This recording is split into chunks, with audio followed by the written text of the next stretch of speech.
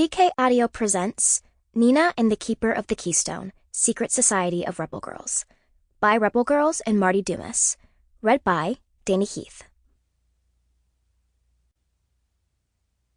Chapter 1.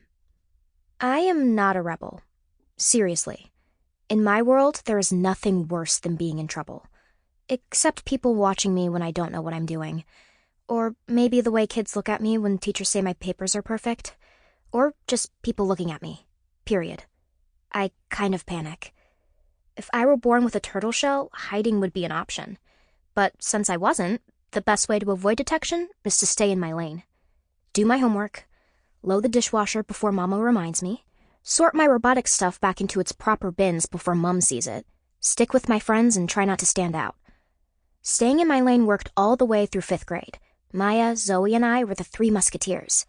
We hung out together at school, we played in the woods. Zoe helped us climb our favorite tree, Musketeer Maple. And I never had to worry about standing out because I was the shortest one of the bunch. It was perfect.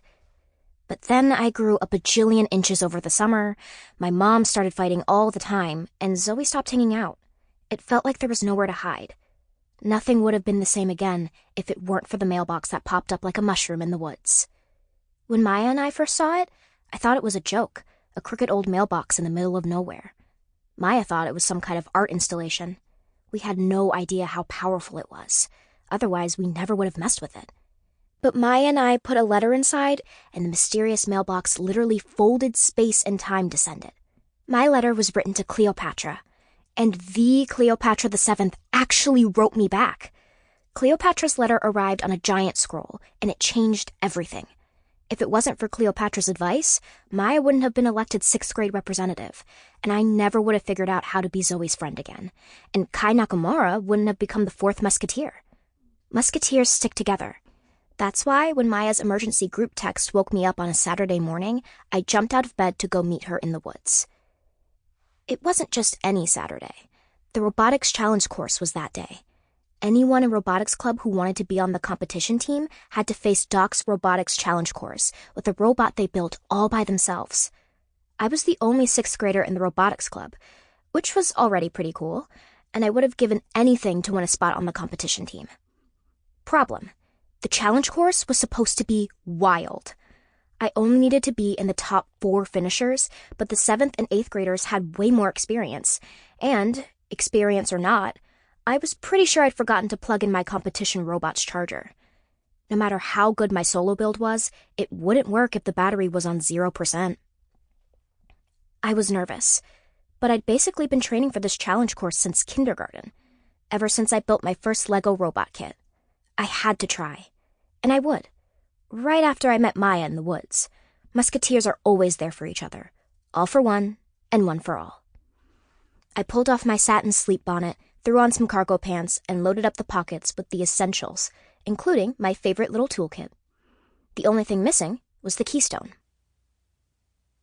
When it was sitting on my dresser with everything else, from my many pockets, the Keystone just looked like a rock, but the mailbox's magic wouldn't work without it.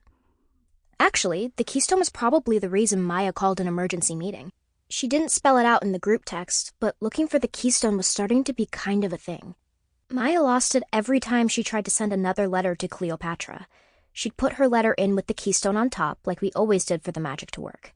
But after a few minutes, the mailbox would shoot the Keystone back out like it was deflecting a boss-level spell. Luckily, we'd found the Keystone every time. So far. I stuck my hand in the last empty pocket on my cargo pants, poking my fingers into the corners to smooth it from the inside. Without the Keystone, my pockets felt incomplete. I know that's silly. It's not like the Keystone was supposed to be with me. I just carried it a lot. Ready, Fortuna? I asked, grinning, because even though Fortuna was my favorite robot in the world, there was no way she could answer me. Yet. Fortuna was the first robot I'd worked on in robotics club. She was also the first robot I couldn't imagine taking apart. Upgrading? Sure. Disassembling? Never. At least I remembered to charge one robot, I said, double-tapping my watch to wake her out of sleep mode. Fortuna rolled forward off her docking station, her digital eyes blinking up at me, just like I coded them. Too bad I can't use you for the challenge today, I said, turning on the follow navigation program I'd made. Sample complete. Ready to continue?